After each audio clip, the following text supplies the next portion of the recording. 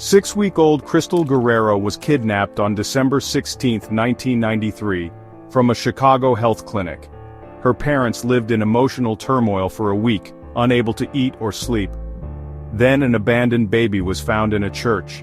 It was Crystal. She was unharmed and well.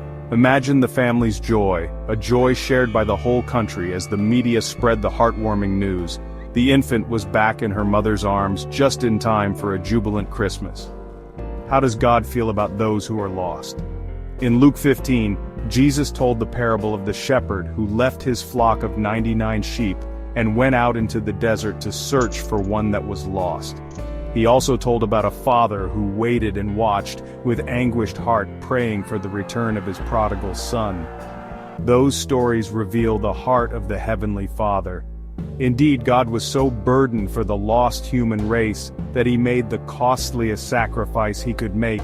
He sent his Son into the world to die on the cross so that he could save lost sinners. And Jesus said that whenever a sin-abducted soul is found and restored to the Father's family, there is joy in the presence of the angels of God. Luke 15:10. Have you made heaven rejoice?